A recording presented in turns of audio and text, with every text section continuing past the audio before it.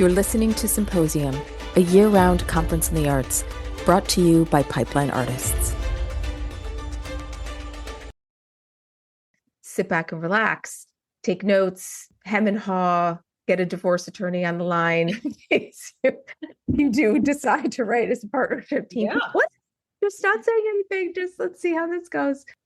Welcome to Proven Framework for Successful Collaboration. And tonight we have two hosts for you. Let's start with Lauren.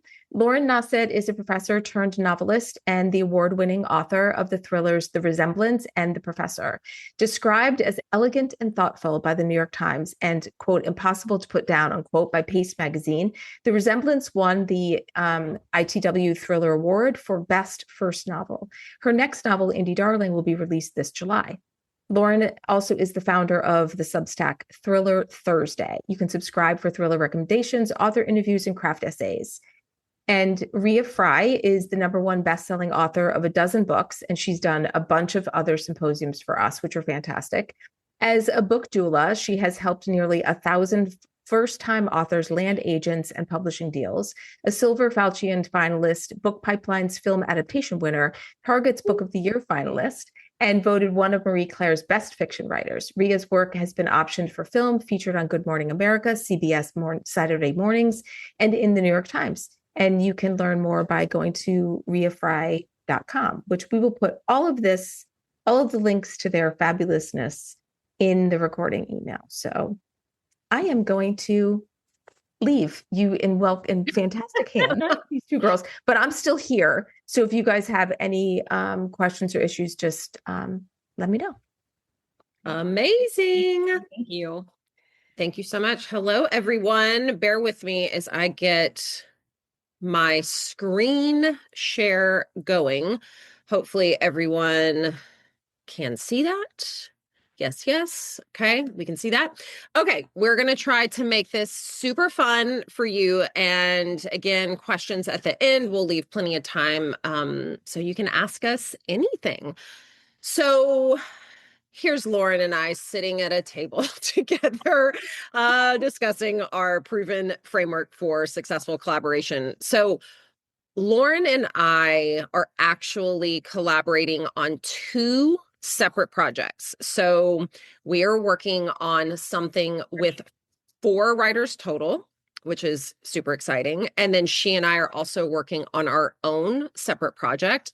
And we're just really going to talk about what brought us to collaboration, because, you know, that's not something that's for everyone or everyone thinks about. But now having done it and been in it, I think it is so much fun, and it's almost like just easier in so many different ways, but really setting yourself up for success is important. So that is what we are going to go over today. Yeah. And for me, this is such an incredible partnership. I am your typical extrovert, and writers fall in both camps, but a lot of times writers will say that they're introverts, which works well because what do you do when you're writing? You're sitting at home alone by yourself, brainstorming, imagining, getting words down on the page, which is incredible and necessary, and that time by yourself is needed. But for me, I would do that, and then I'd have to go to a coffee shop just to get human interaction because I'd be so starved for other people.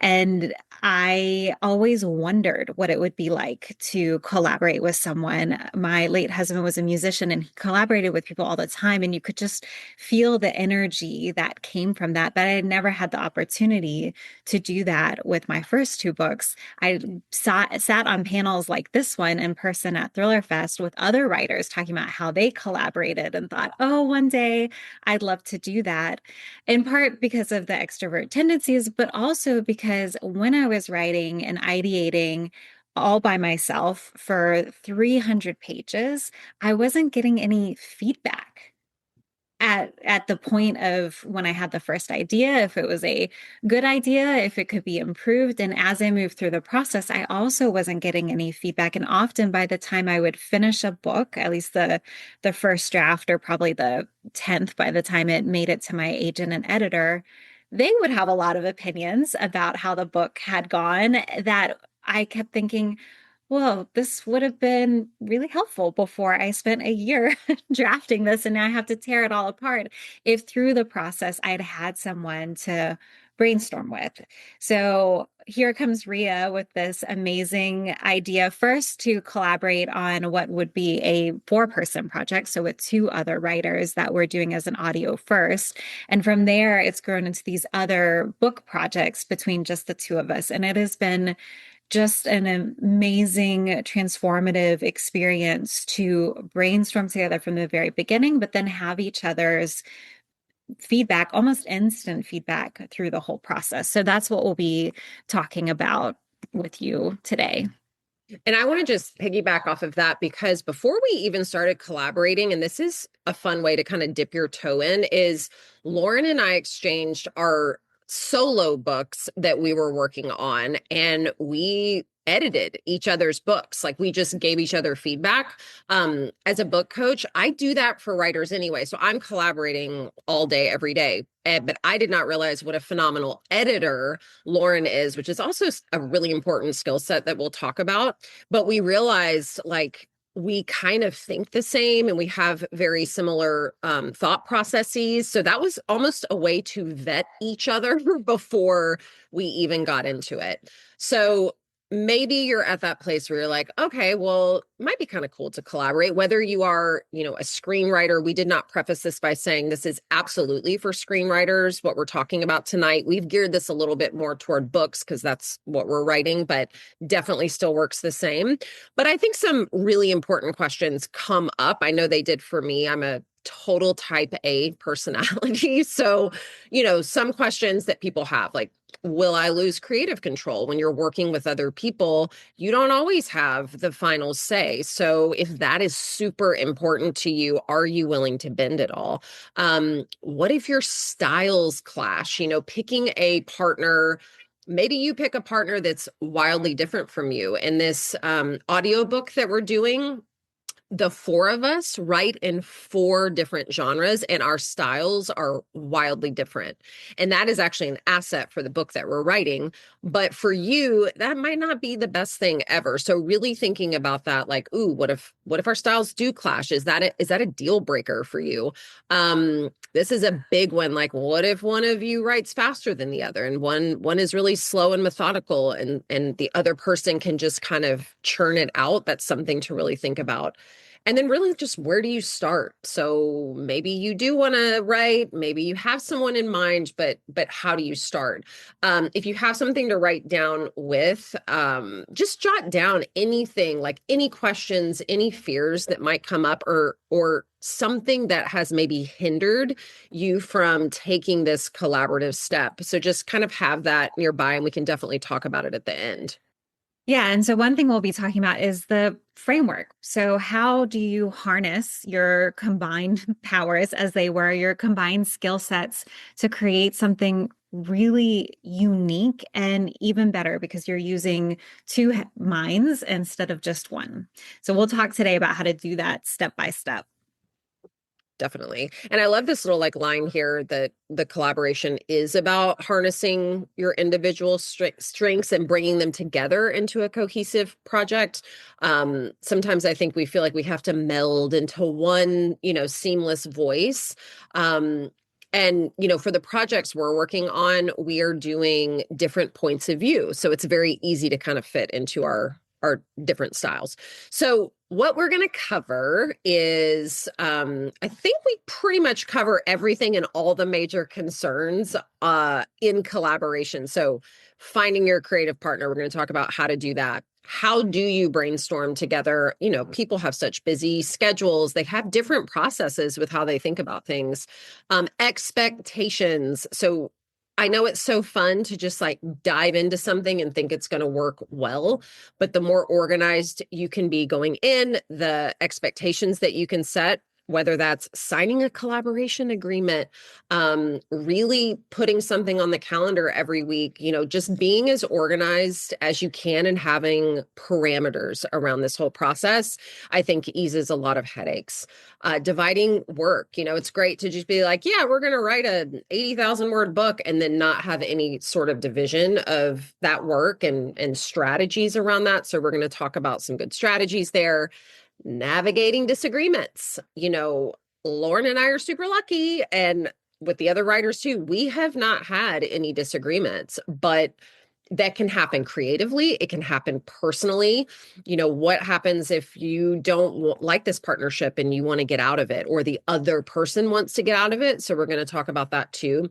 And then, how you take feedback, how you promote the project. So whether you are trying to collaborate with someone, get traditionally published, or you want to put it out yourself and indie publish, there are so many positives and advantages to working together to promote your work and get it out into the world. Exactly. So the first thing we're going to start about is, how do you find that creative partner? So that's the foundation of everything, is that person that you're going to spend, well, we'll talk about your schedule, but you could be spending a good amount of time with this person, exchanging notes, exchanging ideas, brainstorming, and getting feedback, which, as all writers know, can be a very vulnerable position when you're getting feedback on something that you've written and you feel really strongly about. So why the right partner is the foundation, and why taking the time to choose your person who you want to do this is important.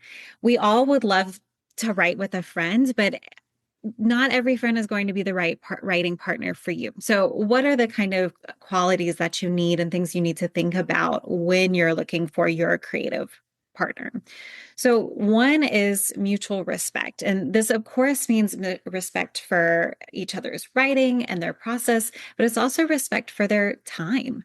Writing takes a lot of time, and it's something that many of us have to fit into our other responsibilities. So as much as we want our own time and our own boundaries to be respected, that's something that we have to be willing to offer the person that we're working with.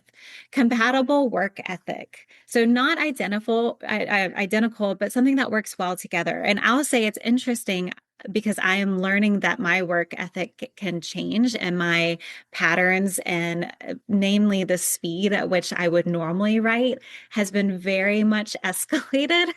Sorry. Working with Ria, because Ria is an incredibly fast writer. If I'm working on a book myself, I can spend months working on a chapter, and I can and do spend months working on a chapter, even in the first draft, trying to perfect it. Ria and I, even this week, so for example, Ria had written a chapter on Friday. I was out of town, but I managed to write a chapter on the plane on the way back. And then Ria had already written a chapter, which meant then I had to write another chapter. So we are essentially, in this current collaboration project that we're doing, just the two of us, we're writing a chapter every other day, meaning she's writing chapter one day, I'm writing a chapter the next, she's writing a chapter. I would never do that left to my own devices, but it's pretty amazing how motivating it is to know someone's waiting on a chapter. I write so much faster knowing that Ria is waiting on my chapter before she can write mine than when I work on my own project and the only person waiting is me, right? So it's that kind of accountability that for me has been really inspiring and motivating. So that means my work ethic has changed a little bit, but I think it's changed for the better. But we also have honest communication about both, our schedules, what we're capable of. If one of us is sick and can't get to it, if one of us has another commitment and maybe is going to take a little longer, we just let each other know to set expectations so we can budget in this time, because this writing project is only one of each of our numerous projects. It's also willing to say things kindly, and we'll get into this when we get to the feedback portion, but when we are talking about what is working, and we're brainstorming and having different ideas. We're sharing those in a kind way that serves the book, but we'll go into more detail to this later. And then similar goals. So you want to make sure that that writing person has the same vision for the project scope, for the audience, what success looks like. Maybe for you, the success is just finishing the book. You've never written a book before. You think it would be really fun to do this with another person. You just want to see if you can. Maybe success for you looks like trying to get this on the bestseller list. That's also great. But if you have two different ideas, if one person's just happy just writing it, another person feels like this needs to be a bestseller, you're going to have some differences along the way. So it's just good to have those conversations up front. Couldn't agree more. Kind of have the lay of the land there. And you might already have someone in mind, but what about if you don't? And you're like, where do I meet a potential co-writer? It's kind of like dating in a weird way. But I think, everybody probably on this call is part of some sort of community, writing wise, even if it's teeny tiny, or you might know some other local writers. I mean, you're here. I think Book Pipeline is such a wonderful, wonderful resource to get to know other writers. So looking at the communities you're already involved in, if there are any sort of local writing groups. I remember I met actually one of the women that we are co-writing with. I met her years ago in a writing group that I joined. And I'll be honest, I'm not a big writing group person. I don't love getting too many cooks in the kitchen when you're working on something and get like varying feedback. But it was something, this was back in like 2017, and it was before my first book came out, and I just really wanted that support. And ironically, I could never have known that she would then become a writing partner all these years later. But that was a relationship that we built year after year after year. So looking at the people in writing groups, different sort of workshops. There's tons of local writing workshops, libraries put them on, bookstores, just kind of poking around and seeing where you can get to just know someone. I mean, I think admiring someone's writing is great, but getting to know them as a human, because just like if you land an agent or a publishing house, if you're going the traditional route, you are going to be very in close contact with this person and have an actual working relationship with them. So you want to make sure you actually like the person. I think that's really important too. Conferences, festivals, wonderful place to meet writers. There are so many different events. Look up in your city wherever you are, and also in your genre. If you write in a genre, or if you're a screenwriter, there's so many wonderful resources and great places to meet writers, and you can just kind of talk about collaboration. Online communities, there are so many different ones out there too. I know, in November, so many people do the NaNoWriMo and support each other. See who you're connected to online. You might be shocked at a writer waiting out there who might want to collaborate. And then, like I said, local bookstore events. I have met so many of my closest writer friends through bookstore events. I remember before I became published, I went to Parnassus Books. I did not have a book deal yet. And I went to an event and saw three of my favorite writers. They weren't collaborating, but they were doing an event together. And I just told myself, like, I am going to be up there one day. And I went and I introduced myself to these writers. They all ended up blurbing my first book thanks to that relationship. So just think about this like as relationship building, and who you already know, who you can get to know, because you never know when that person or people could become a co-writer or an advocate of yours in some way. And I'm a big believer in, if you want something, other people do too. So Absolutely. If you live in a place that doesn't have an incredible local bookstore, and you are aware of what's online, but you're really craving that in-person connection, I guarantee you there is someone in your town who wants that too and is looking for that too. So you can always throw something up on a social media platform or on a neighborhood group saying, hey, this is what I'm looking for. who else wants it. I did this when I started a book club here in town. I was like, I want to be a part of a book club. I know there must be other people who want that, and it's grown into this huge thing. And I almost feel like it's a service. I mean, it was very self-motivated and selfishly motivated because I wanted it, but then there are so many people that for them it was how they met community, met other, in that case, readers, but there's also some writers in that group. So I think if you build it, they will come, and if you want it, they want it too. So don't be shy, and know that you're really doing a service to your community if something like that doesn't exist and you create it. Like, what an incredible gift to your community. So if you are looking for a writing partner and are not finding these things in your communities, then start something and invite other people in on that journey with you, and hopefully you'll find a writing partner. So, oh, and I also wanted to say, because at the beginning of the last slide, Ria said that writing is like dating.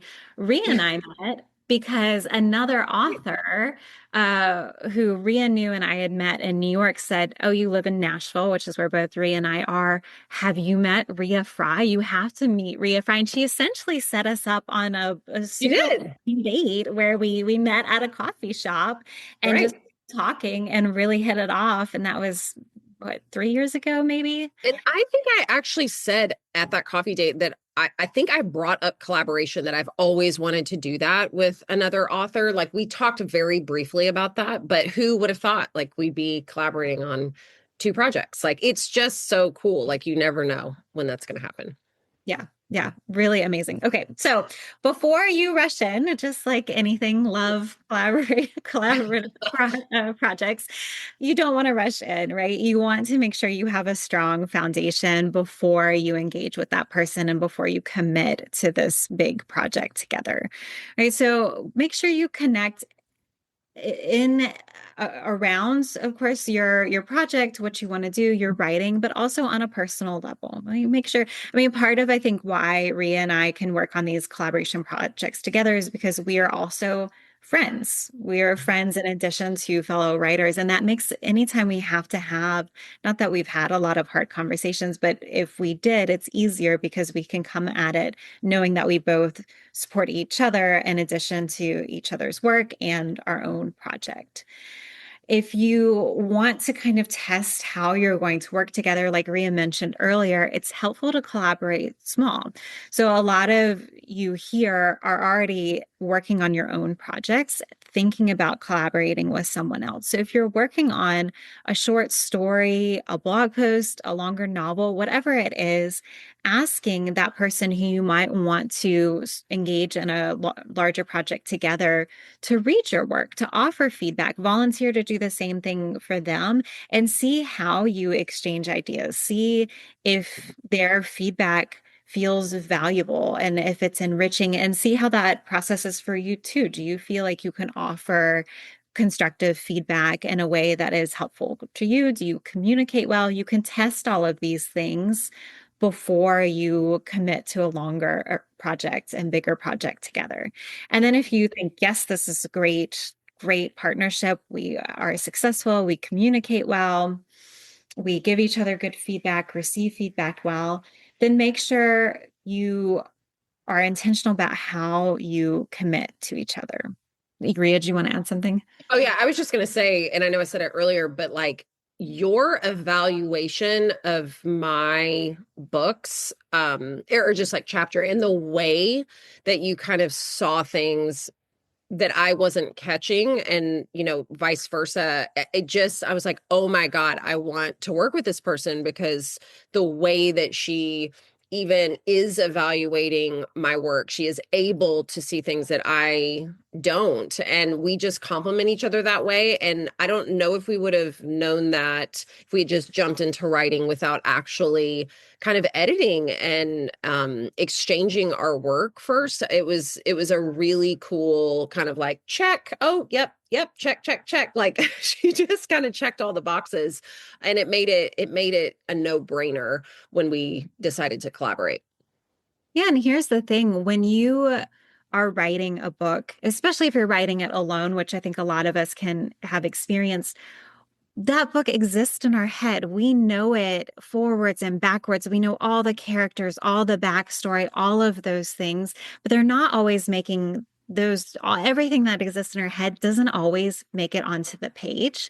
And so it's incredible to have an early reader, especially one who you do communicate well with, who is saying, hey, I see where you're going, but this didn't quite make it to the page. That's why beta readers in general are great, because any person, if you end up publishing the book and your book is read by millions of readers, which is what we all hope, every reader is going to have their own read, their own take, their own questions that they're asking. And the more eyes that you have, there is the too many cooks issue. So you don't want 100 eyes, even if you anticipate 1 million readers, but you do want people with different perspectives to read your book, because they're going to catch things that just you can't see the forest for the trees, or whatever the expression is, when you're very much in the detail, and when you're carrying that whole 350-page book in your head. So it's incredible when you do find that person whose feedback is enhancing what you're already reading, who says kind of like in a relationship, who says, I see you. Here's the way you can be an even better version of yourself. When you're looking at someone's book, you want someone who can say, can see your book. I can see your vision. I love what you're doing here. Have you considered X, Y, and Z? And so finding that partner is phenomenal, and you can really create something incredible when you're getting that feedback in your own project. And then when you can take that communication style and collaborate on a project together. So if you've found that person, you can talk after you've read each other's work, you've exchanged ideas, and you can say, hey, this is really working. Then you can feel good about moving forward intentionally. All right. So brainstorming, such a fun part of the process, but you want to kind of, everybody ideates differently. However, this was so fun, and you can jump in here, Lauren. So when we decided to work on this audiobook first project, we kind of had this idea for this crazy cross-genre project with 4 different points of view. And we realized that in order for this to work, we were going to need to have a huge brainstorming session. And to me, this is probably the most fun part of the process, I think, because like Lauren said, I mean, if you're just in your head or you're writing things down, and Lauren and I will speak to this, both of us are not huge detailed outliners. So to have to kind of think about everything up front is such a wonderful skill. And we'll talk about this in a moment, but you 1000% have to map out your book or your project if you are collaborating with someone. You can't just kind of fly by the seat of your pants.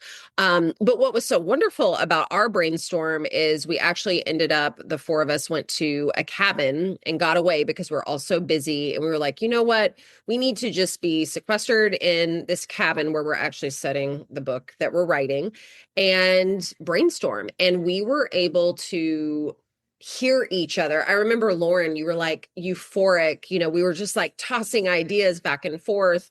And it was so organic and lovely. And every single person did have a voice.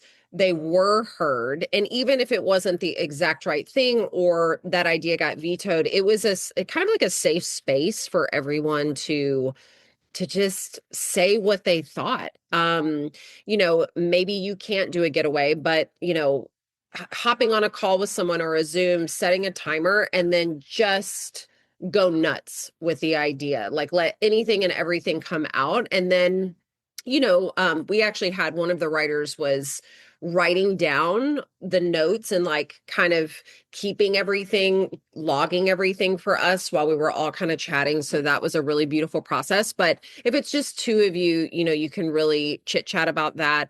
Lauren and I also, for our project, we went to a co-working space and we were like, let's just brainstorm. Let's talk about this. Let's see if we can map this out. And just doing that freely without immediately saying no or immediately cutting someone off or vetoing an idea is just a really wonderful way to establish trust with your writing partner too.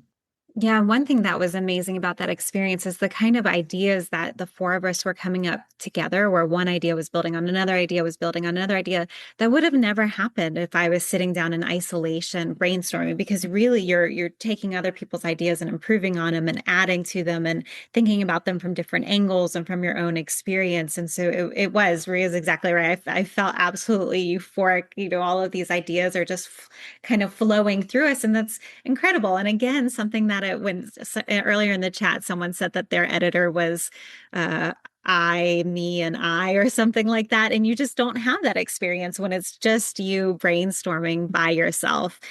So yes, the brainstorming is really important, and marking that time out is almost a gift you give yourself and the project for its future as you're moving forward.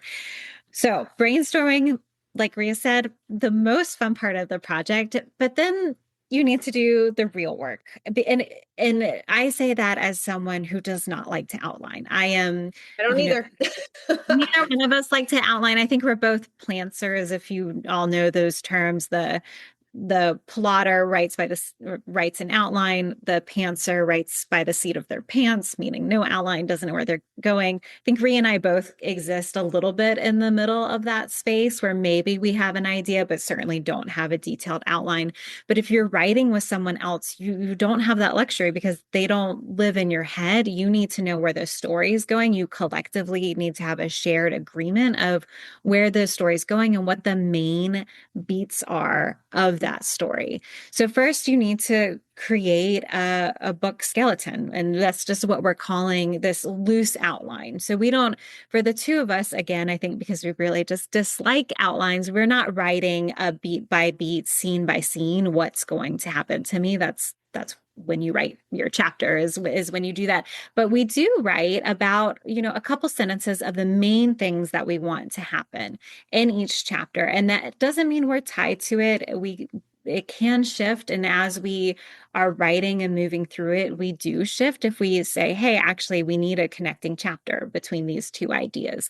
But in general, it's so that we are each in agreement of the main plot points, because Rhea and I write thrillers too. That's really important to know who did it, for example. And for me, writing on my own, and I think Rhea's had this experience too, I have started books and not known who the villain was, and then written myself into a corner, and then had to delete, 20,000 words to get out of it, which is always painful.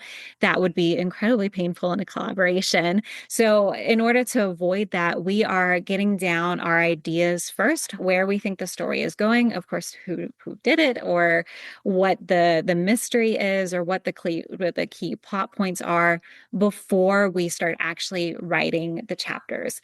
We're also focusing on the details. What do you think about, what do you need to know before everyone writing sits down to write? So what are the major plot beats? What do we think big picture is going to happen?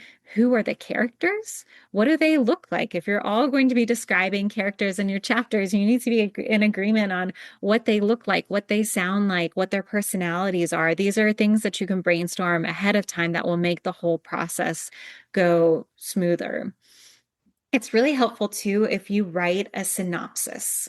So what, 3 paragraphs, 4 paragraphs, 5 paragraphs, whatever that looks like, of the book's major themes, the book's major plot points. So you have it all on one page that you both agree these are the key points of this book.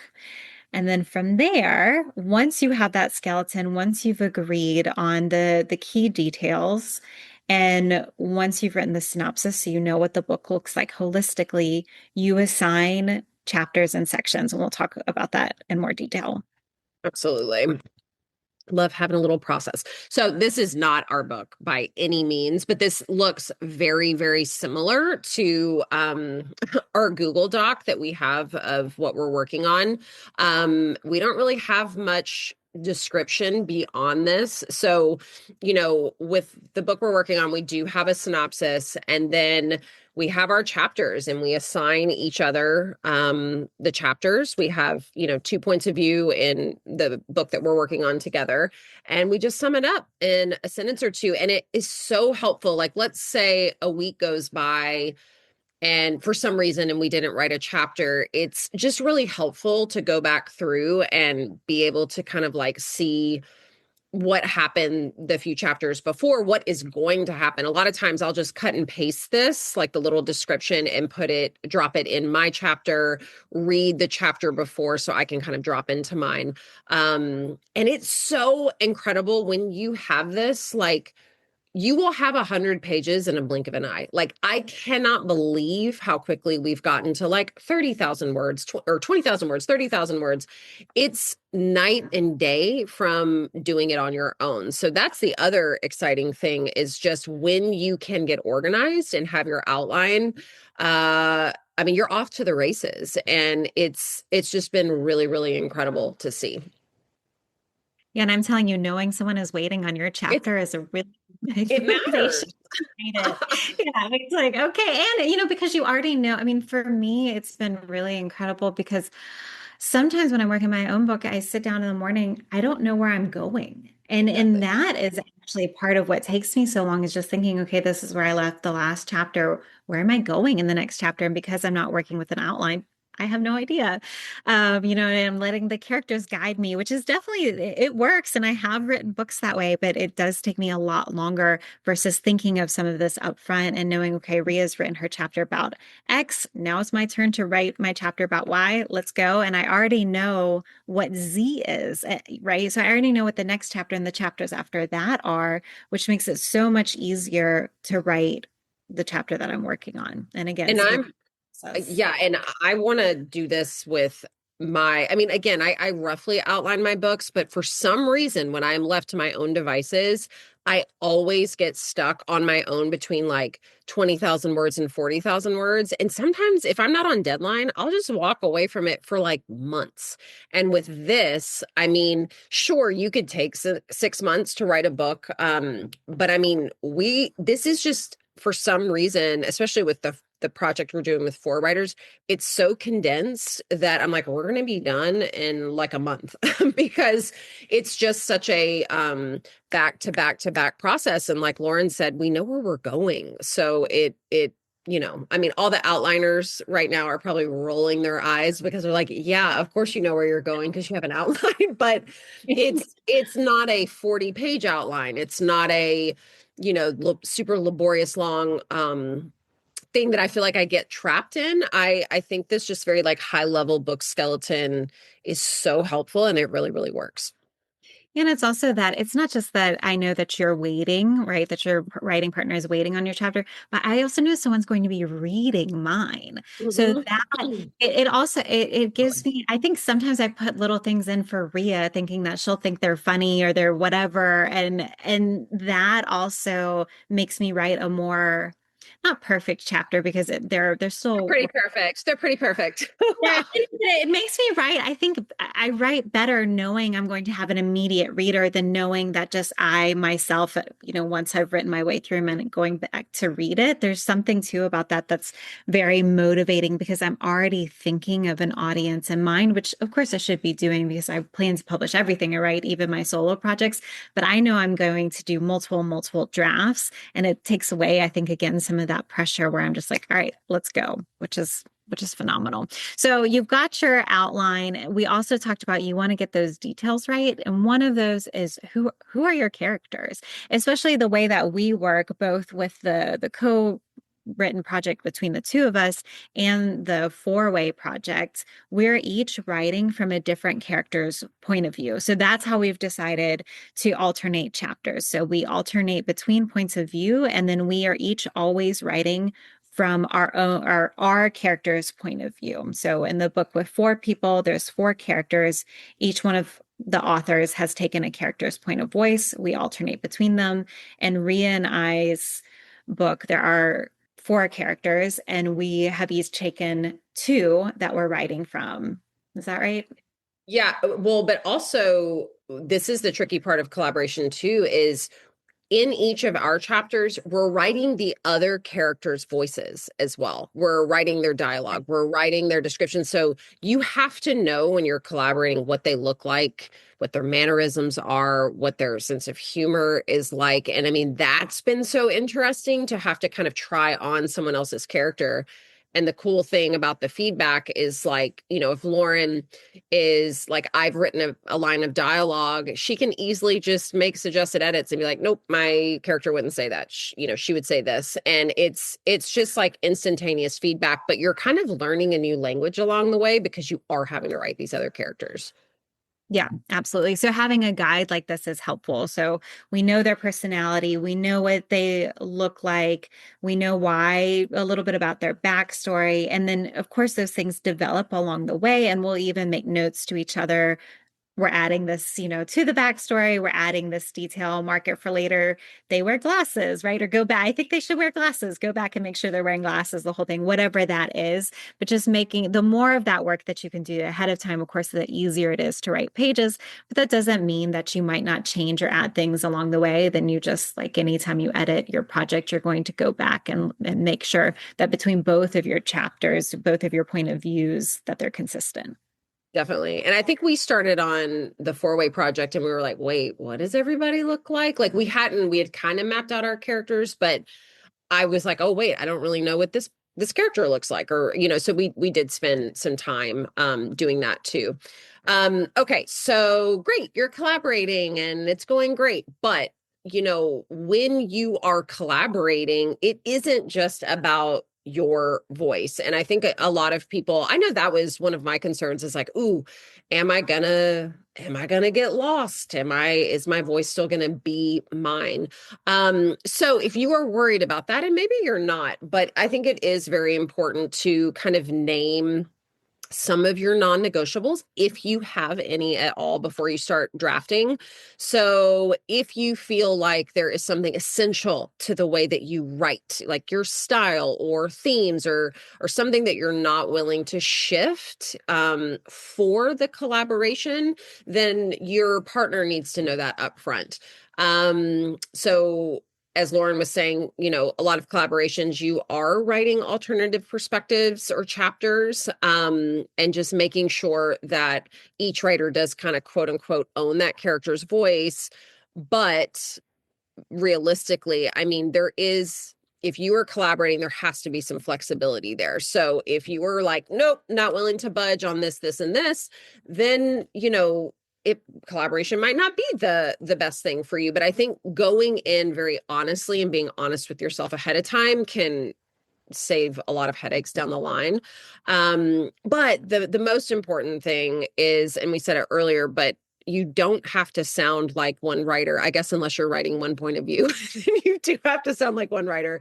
But I love this idea of creating a third voice, something that neither of you could have done on your own, but it's something that really honors both styles, or even more than two writers. And I feel like we're really doing that with our project that has 4 people. You can definitely see the distinct voice, but they all kind of work harmoniously together. So it's really cool to see how you can create something new. Yeah, and one thing that we did compromise on, I think especially you and I, so since Rhea and I come from a thriller suspense writing background, and we're working on this multi-genre project with 2 other authors. One is more romance and one is magical realism. The romance writer writes suspense too, but for the magical realist writer, she didn't want to do anything too dark or scary, because she's also going to put her name on this audio first project. And for her audience who recognizes her name and associates her writing with these really beautiful, magical, realist tales that are not murdering people like Rhea and I do. She wanted to make sure, right? She wanted to make sure that even though we are writing this multi-genre mystery, that it doesn't get too dark, that it doesn't get too scary. And so it's been interesting. And for us, we thought, okay, we can do that. That's great. There's still suspense. There's still mystery. And actually, she's been writing. It's interesting. She We did. her to write some suspenseful chapters. I was like, ooh, I was like, look at these suspense chops. You didn't even know you had that them. are brilliant. They're as beautifully written as everything else that she writes, but she is kind of tiptoeing into suspense. But meanwhile, I think, and we're not pulling back in a negative way, but we're thinking of ways to almost make, I think, what we would normally write accessible to a wider audience. So not everyone likes to read thrillers, things that, start with a murder and then have to be solved. So still writing suspense, but writing it in a way that's accessible has been a nice challenge. And it was something we were all willing to compromise, but we also talked about it early. So she said that when we were at that cabin brainstorming, I don't want this to get too scary. My readers won't like that. And that's great. It was great to know that at the beginning because that shaped everything else that we did from that skeleton outline to the chapters that we're writing now. So getting into the nitty-gritty of the logistics, we use for all of our projects, we use Google Docs. That's just our preferred platform, primarily because you can see what people are doing in real time. And so since we're exchanging chapters back and forth and we're doing it at quite a quick pace, thanks primarily to Ria, it is nice to write a chapter, have it there for whenever it fits into your schedule. Since we all try to touch these projects every day, we're not always working. I like to work in the morning. Other people are, fitting in that time in the afternoon, but it's already there. It already exists and edits can be made in real time, which is incredibly helpful, especially in the 4-way project, because we have 4 different people who are writing, but also who are reading and commenting. So having this doc that autosaves, so there's no fear of it losing your work. And it also is saving it in a way that we can access previous files, previous versions of it, so that if someone accidentally deletes a section, it's still there. No one has to panic. And that we can co-edit at the same time. So even this afternoon, someone had uploaded a chapter and we were making comments because that's possible.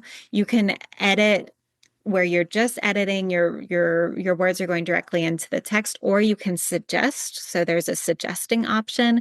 And if you turn that on, it's like track changes in Word, where everything that you're doing is showing up, and a suggestion where the original author can go through and accept.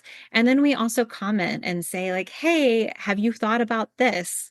Again, love where you're going here, see where you're going here, but something maybe isn't clear. Can you clarify? Or maybe if I've written Ria's character, Ria can say, I don't think she would say that. What if she said this, right? And being able to have that dialogue ongoing in the comments or in the manuscript itself in real time is so phenomenal, so helpful. We can all see to each other. Again, with 4 people, we can see each other's comments and we can add to each other's comments. And it's like that brainstorming that we did at the cabin. It's just all happening in a Google Doc, and in my mind, not as fun. But again, that's because I'm an extrovert and want to be, surrounded by people. The only extrovert in our group. It's so funny. Want to be together, but we're all able to share that in real time and in a way that is honestly more realistic, because were we to try to meet up in person every time we did this, none of our schedules, especially between 4 people, align that way. So it's incredibly helpful to use Google Docs. And I wanted to comment on that too. So like, though we have an outline, we have taken a couple of meetings. We have an outline Google Doc as well. And we kind of map out the next 4 chapters to make sure that we're like on the same page if we want to change anything. So that's another way you can do it. If you're like, doing a whole big outline just sounds like too much work right now. You can do that as well. So that's really nice. Like we've kind of divided it into little bite-sized chunks, and that feels really doable. And because we're getting 4 chapters done so quickly, then we can review the next 4. So again, and there's so many, I know people write in Scrivener and Word, but I've had Word crash on me so many freaking times. I do all of my client work in Google Docs. It is a savior. Okay, so the fun stuff, setting a schedule and clear expectations. Just like an outline is non-negotiable, a writing schedule, in my opinion, has to happen. Now, this depends on what publishing path that you want to take. So for our collaborative project with the four of us, we knew that we wanted to traditionally publish this. We wanted to try to get, we all four have agents, which is also tricky, but we wanted to get an audiobook deal from a publisher. So we set a schedule to actually create the pitch. So we did not write the whole book. We created a very in-depth synopsis, character sketch, author bios, and then we did 4 sample chapters. And that is how we sold it. So we had to have a schedule for that in terms of like, okay, that's kind of why we went to the cabin. We mapped all of that out. We got everything done so that we could then submit. For, our other project that Lauren and I are working on, we're actually still kind of deciding, the path that we're wanting to take, but we decided to just write the whole book. We just want to write the whole book. So we've kind of worked backwards. If you want to self-publish your book, really figure out with your partner, when do I want this book to come out? Do I want it to come out the end of 2026, top of 2027? And then you can, once you have that date, just kind of work backwards and figure out how long you think it's going to take. I did not realize that we would get chapters done so fast. Like I thought this would maybe be a 4, 5, 6 month project, but we have really moved so quickly. But sit down with your partner ahead of time. Look at your calendars, even if you have to write in your chapters that are due, put it in your calendar like an actual appointment and keep it. I think that's great. But be realistic with yourself. How many hours can you devote? Are there specific days or times that are completely off limits? For me, I try not to work on Fridays. I don't love working on the weekends. I have a ton of client work. So I kind of have to be a little bit strategic about when I can write. And then, if something crazy comes up, like we had, this isn't crazy, but one of the writers got really, really sick and was kind of down for the count. So, we knew that her chapter wasn't necessarily going to come right then, which is fine. So just being very transparent and really looking at both of your schedules and seeing, what you can do. Yeah. And it being in alignment is so important. And having those early conversations is important too. And it can feel awkward because now you're taking hopefully what is a friendship and a writing partnership. But if you're serious about publishing, it's a business, and you have to have those more business conversations about scheduling, about deadlines, about expectations, about ownership, right? What happens and an exit plan, right? So if worst case scenario, one person can't continue with the project, what happens to the project? Because we know people who have worked on a project together, someone left it, and then it just died because they didn't have an exit plan that was clear, that they had agreed on, that they had signed. Because at some point, if you do want to sell it, everything has to be signed, everything has to be legal. And if you're not in agreement, that can get you into a lot of awkward conversations, but also potentially legal trouble. So to make sure that you are both in agreement verbally, but also have something written that states what happens if one of you needs to walk away. Does the other person have the right to continue it? Then how much of that project do they own? Having those conversations may feel uncomfortable and awkward, but they're so important so that you set yourself up for future success.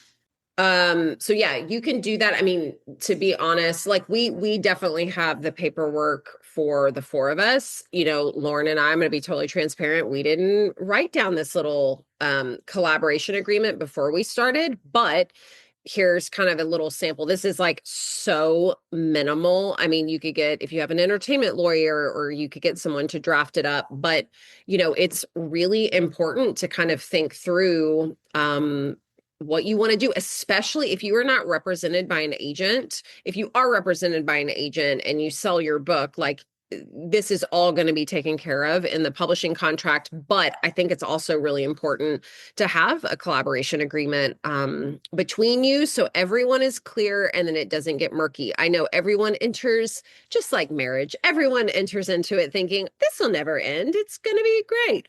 but this is a product. This is a business. It is a business relationship. So really thinking through what is important to you. And like Lauren said, what happens if someone, can't complete their obligations? What then? Yeah, so all important things to at least talk about if you're not, and like Rhea said, we did not do that, I think, because we are so in alignment, but it is helpful. And there are things that can come up that are unexpected. It might not be that you part on bad terms or one person loses interest. It could be that someone gets sick. There's all kinds of things that happen in life, and just making sure that you've thought about that before you enter this long-term relationship with each other and with this project that you're working on together is important. So what is a sample weekly rhythm? We told you what we do, which is still mind-boggling to me that it works, but it does. And that we already started, we met, we mapped out that skeleton. So we know all of our chapters, where we're going. We have already assigned who's working on what. And for Rhea and I, we're just alternating back and forth. And the 4-person project, we primarily alternate, but since there's four points of view, sometimes we vary it a little bit based on whose point of view might best serve the chapter. So that's something that you can think about too. But we assign it at the beginning, either all of it at once and with the flexibility to change, or in batches, like Rhea said. So you could take 4 chunks of chapters, assign, write them, reevaluate, assign 4 more, write them, reevaluate based on, who it makes the most sense to write it, or even whose schedule maybe makes the most sense. Especially the 4 of us, people have book tour, they have different events that they're doing, different launches that are coming up. So being mindful of those things too, as you're assigning chapters, is really important. You write, whose ever turn it is, they write their chapter, they upload it, and then you edit together. So if it's Rhea and I, then I'm editing her chapter, I'm leaving her comments, she's addressing those comments. We might go back and forth asking questions, and then we resolve everything. If it's the 4 of us, the same thing. Now you just have, 3 people with 3 different opinions. Or a lot of times what we're writing, it's also having a little celebration, instant feedback, like a comedian having people laugh at your jokes, which is something I get really excited about. If someone writes "ha" in the comments next to something funny that I thought I wrote or I thought was funny. So you also get that feedback too. A lot of what we're writing is love, right? Like this is a great part. And that's for and a lot of you who have written at home by yourself, it's amazing, right? To get the feedback of what's working, but also it's incredibly valuable to get what's not working, what you can improve, what can be enhanced. So we work on that together. We upload chapters. We all give feedback. That original author edits based on that feedback, and then we move on. And the next person writes their chapter, and then the process begins all over again. And we just repeat it back and forth until we're finished with the whole book. And I want to speak to feedback, because my favorite part of collaboration, besides just the nature of having other eyeballs and insight and momentum, it's so fun, is you receive, or at least I do receive, feedback so differently. Like if someone's like, nope, don't like this or cross this out, I don't even think twice about it. It's just so, I don't know, like I don't have any sort of feelings about it. I'm not like taking anything personally. It is all in service of the story. And sometimes if you get feedback from like your editor on a book that you've slaved away on all by yourself, they're like, oh, they just don't get it. But this is very different. It's allowed this like removal process almost, that we all just, no one takes anything personally. We're so open to suggestions. If you want to push back on something, you push back on something, but there's such a level of respect and a foundation there that it's made me take feedback and actually reframe how I give feedback for my clients in a different way. And I think that's just been such a beautiful part of the process. Well, another advantage of the way that we're giving feedback, so you mentioned getting your editorial letter. when do you get that letter? After you've written the whole book, so Yeah. often, depending on how your schedule works and how deadlines work and how your editor works, for at least for me, I write the whole book. Then I get agent feedback. We go back and forth. Then we send it to my editor, and I get an 8 to 15 page Yep. Yep. letter of all the things that could be improved. And I Yep. have to take about a week to remind myself everything's in the service of the book. He wants the best for the book, that, all that mental work before I can go back into the manuscript. But part of it is when getting 8 to 10 pages of feedback of things you have to fix is makes your head hurt and is just a lot to comprehend at once. But two, is because you're getting it after you've submitted it, where you feel like it's finished and you've made it as great as it possibly can be. And then you're learning that you have to break it all apart, which is of course a part of the process when you have an editor. But what we're doing for each other is we're giving each other feedback in real time. And it feels so much more manageable because it's bite-sized chunks. It's just feedback on that one chapter versus feedback on 40 chapters. It feels Absolutely. so much more manageable, and it's just such a better way to move through it and to be correcting things in real time versus writing, especially a thriller or something that's twisty in one Yeah. direction and then finding out you wrote maybe in the wrong direction.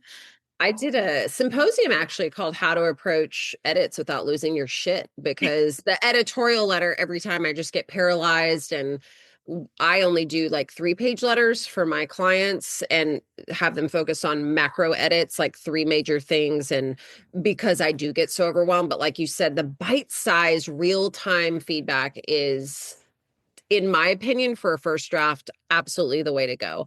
And then we can really like polish and refine it. A lot of times Lauren and I are like, ooh, my chapter's in, it's really bare bones, it's a little thin, but we'll go back and we'll like fluff everything up, on the second version. And you're not paralyzed by perfection and agonizing over every sentence for weeks at a time. You don't have time to when you have other people relying on you. So it's just I don't know, it's a beautiful process. I'm learning so many things that I love about it and that I can use as a solo writer, actually. Okay, so dividing tasks strategically, we've talked a little bit about this, but I mean, what about if one of you, let's say one of you is really, really great at world building or scene setting or plot or pacing or dialogue or humor, and the other person is, really great at X, Y, and Z. For the project that we're doing with the 4 of us, we all have very specific strengths. I think I remember reading the magical realism author, her name's Jennifer Mormon, her chapter, I was like, good Lord, writing chops. Like, it made me want to like up my game. I'm like, oh, my my chapter's too lean. It's too this, it's too that.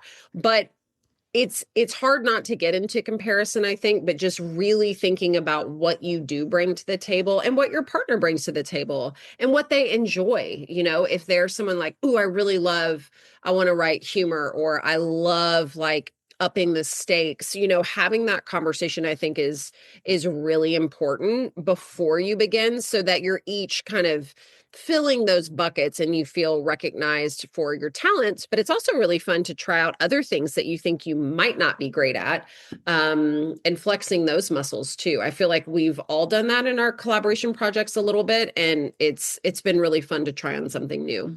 Yeah, and it's interesting too, because even when Rhea says something is bare bones, then I read it, I go, no, it's not. It's great. It's incredible. Or You do the same too. Yeah. Yeah, You're like, oh, this is a terrible chapter. I'm like, that chapter was amazing. Like, it's we're just all our worst critics for sure. And even with the 4 of us, like Jennifer says, like Rhea says, Jennifer has this really lush prose that is beautiful. Rhea is skilled in writing suspenseful plot. And so you combine the two and you're getting both in one story.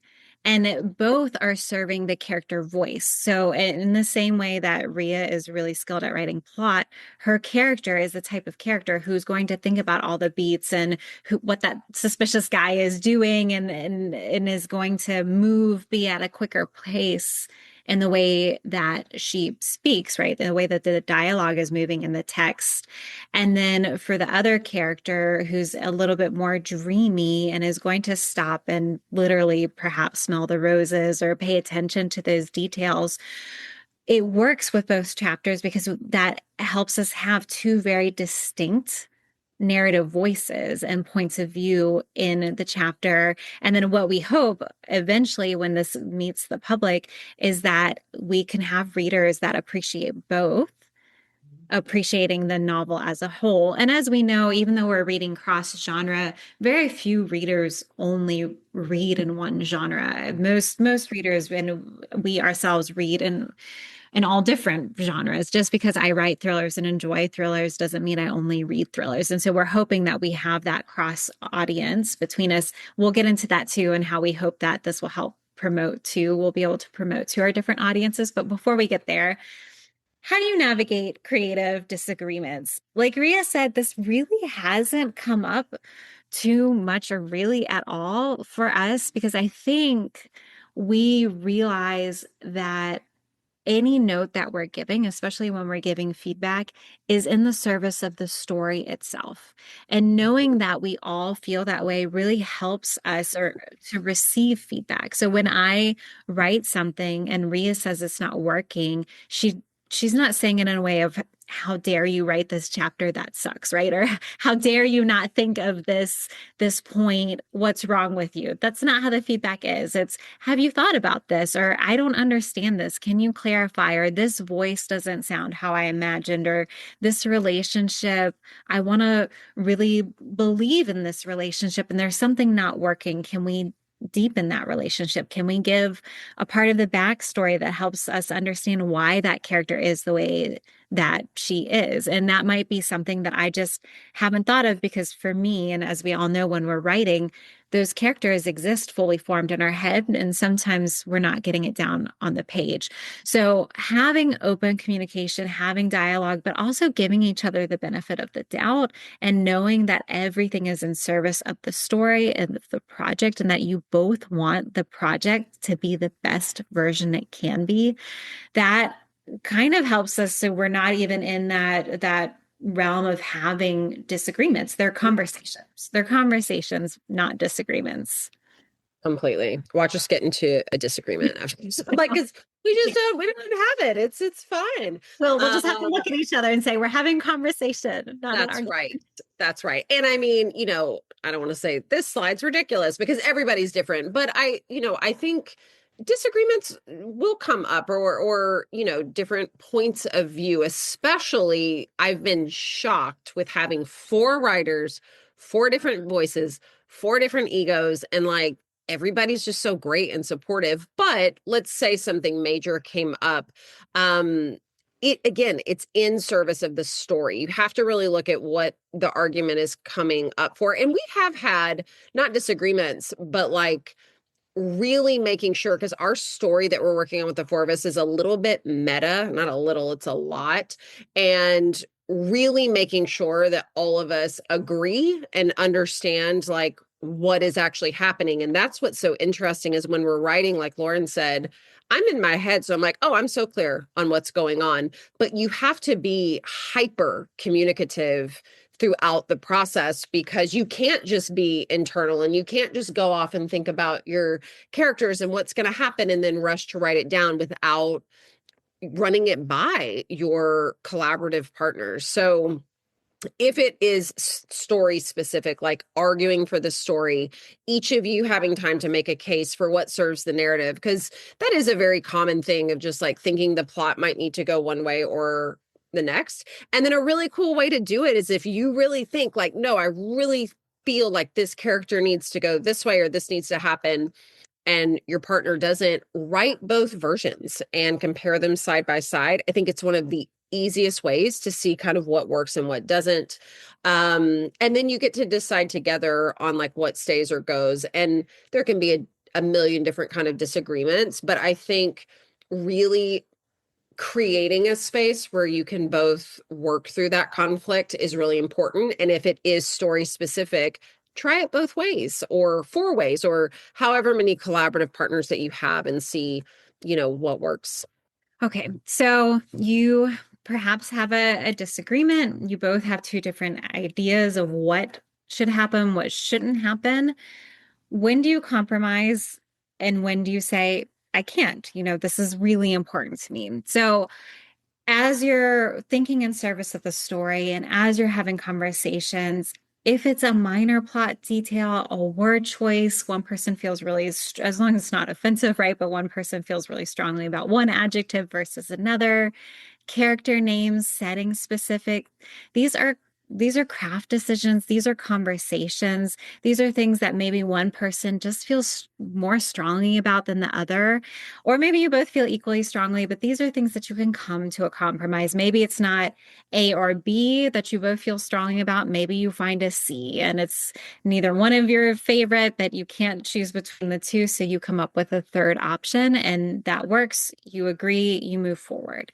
But there may be things that you say, look, I can't compromise on this. So, for example, for Jennifer writing the magical realism, not wanting the story to be too scary, too gross, too disturbing, because she's concerned about her readers. She has her own name, she has her own brand, and she is not willing to compromise or have a reader who really loves her tales of magical realism come to our story and then find something gory that they would have never picked up, but they did because it had her name on it, and then they feel betrayed. That's a big deal, and that's something that she shouldn't have to compromise on. And we were all okay saying, you know what, we're glad you told us, and we can absolutely honor that. So there are different things that you may feel strongly about, that your writing partner may feel strongly about, that are worth saying, this is a non-starter for me. Just make sure you have those conversations early. Okay. Well, we've talked about this a little bit already, but giving and receiving constructive feedback. Or I jumped the gun and talked about this, but again, this is all about serving the story. It's not them critiquing you. It's just about the shared work. So something important to remember, because like it's hard for me. I am a developmental editor, and so I'm like in people's stories all day long. But you're not, when you're editing your partner's work, you're not fixing anything.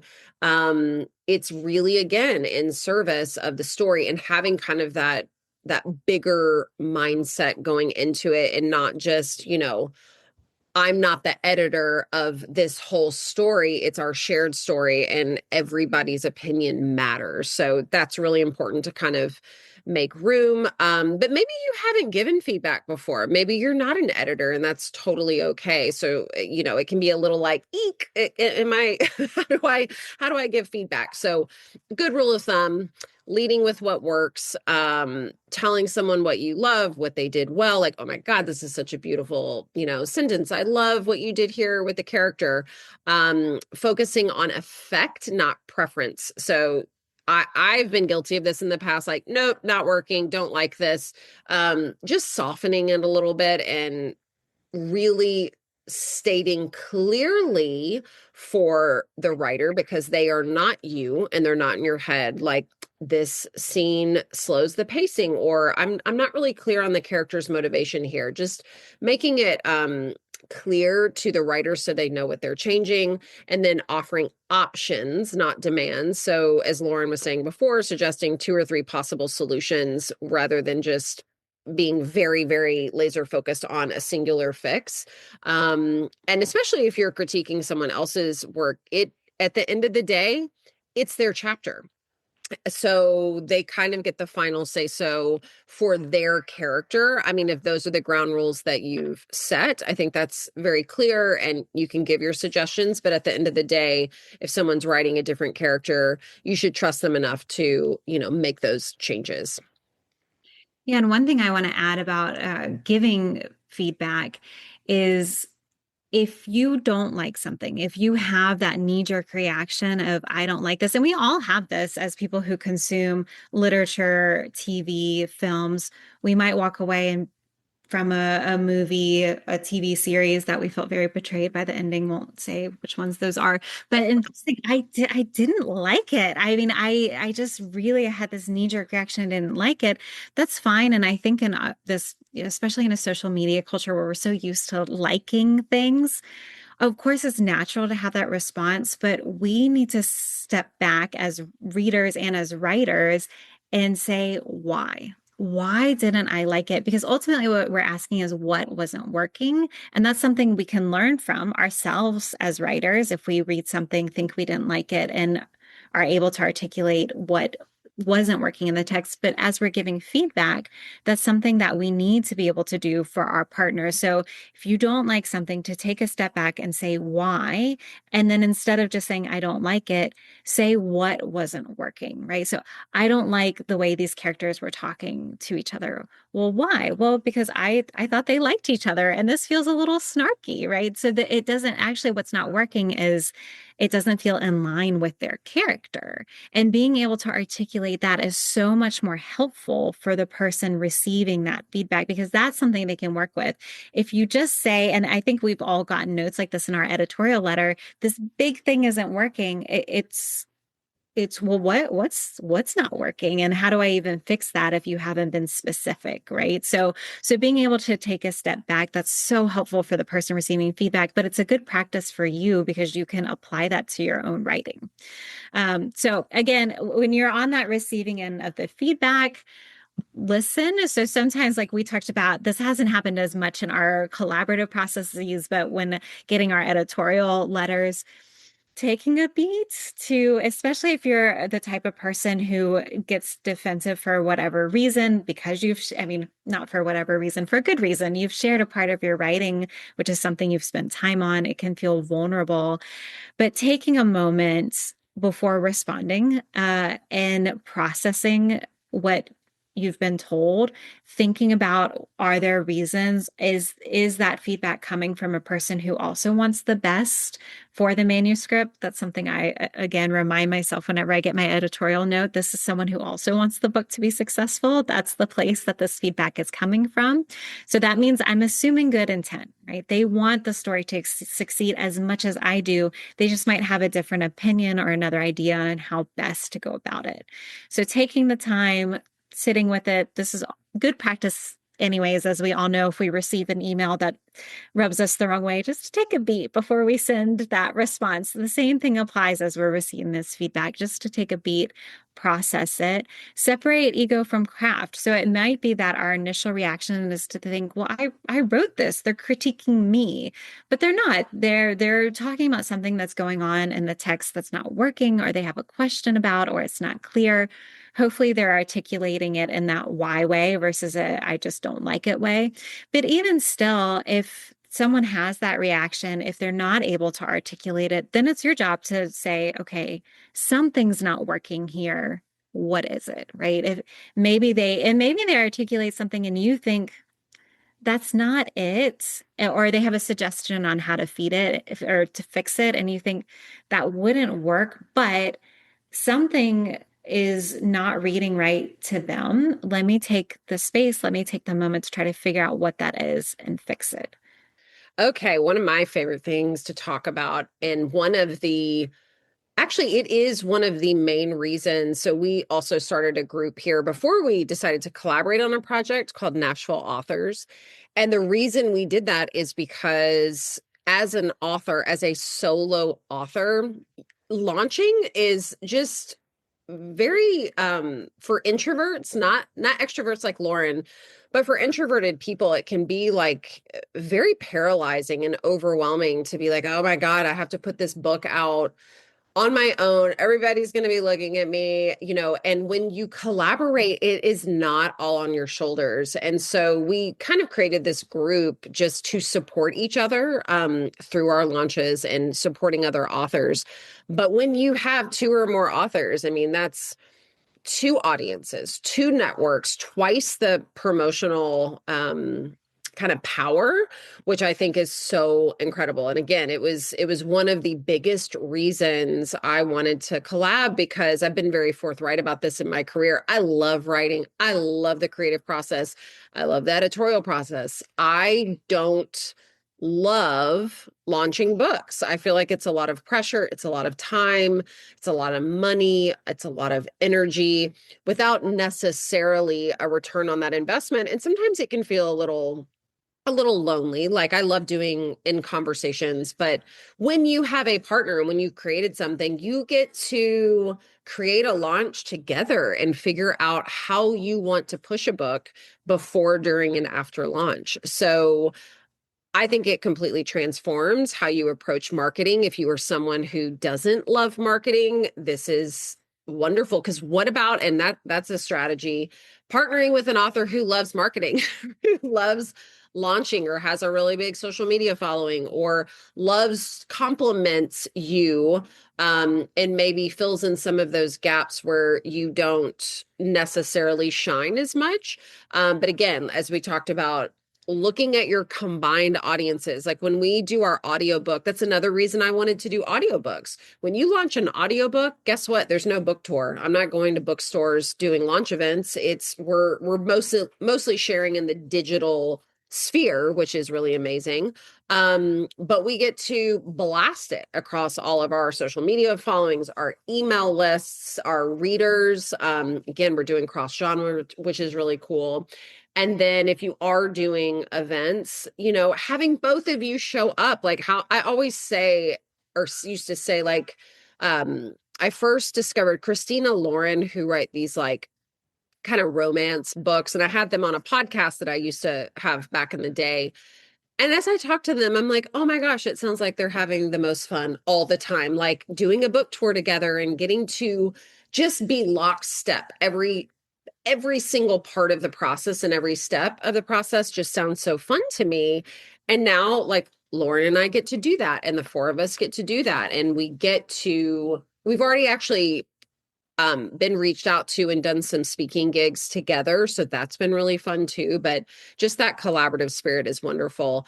And then media angles too. Like sometimes the power of co-writing, that can really become a hook for interviews, podcasts, feature articles. The power of two. It's just one of my favorite pieces of this collaboration. Yeah, and it's pretty incredible because Ria, as we've talked about our different personalities, and is an introvert. I'm an extrovert, so I don't. Well, I'm mixed. I'm like, like you can do extrovert. it. Yeah. You just don't necessarily get energy from it. Where I get energy from being around people. But for me at book tour, my fear is not getting up in front of people and speaking. It's nobody showing up. Yes, that's the fear. That's my fear. I love speaking. It's that you're like a kid before your birthday party and you're worried none of your friends will show up. I still have that fear in my stomach before any event, that it'll just be me and the booksellers, which is lovely. We can all have a really amazing conversation, but you of course want readers there. And so if you have your audience and Ria's audience, and then if we have the other people's audience and we're drawing them in, that's just there's double or quadruple the likelihood that people will fill those seats and we won't be alone. And even if we are alone, at least we're up there alone together, right? Which also feels better. And another kind of just into the details and the nitty-gritty thing, social media allows you to really amplify the more people who are involved with something. So right now we use primarily Instagram because I think we're a little bit more comfortable than TikTok, although we'll probably start getting on there too. But Instagram, with its algorithm, if you post something and then you ask other accounts, so other people, so for us, we have a Nashville authors account, and then we have our 4 individual authors account. If we ask other accounts to collaborate, which means it cross posts, I'm sure most of you know this, but just in case some of you don't, when you make a post, you invite another account to collaborate. You can invite, I think, up to 10. This means that that's going onto their accounts and it's going to all of their followers too. So you can imagine how it goes from 1 for example, the Nashville authors to 4 more. So now it's going across to 5 accounts and it's hitting people. It might be hitting some of the same people more than once, but that's great because from a marketing perspective, you need several times to make an impression, or it's just reaching a bigger audience, which means more people are hearing about our project, more people are hearing about our events, and we're able to promote to a wider audience, which in today's digital era is so important when it comes to sales and then the success of whatever your project is. So just to reiterate kind of what Ria said, we can do those book signings together. We've done panel discussions together. This is an example of how a workshop hopefully feels more dynamic because you're hearing 2 voices instead of just one. So it's a way to really enhance whatever you're talking about. We can cross promote. And we also are trying to be better about this, but we filmed behind the scenes content together, which I think none of us are of the generation where we feel super comfortable on screen doing social media, doing silly videos.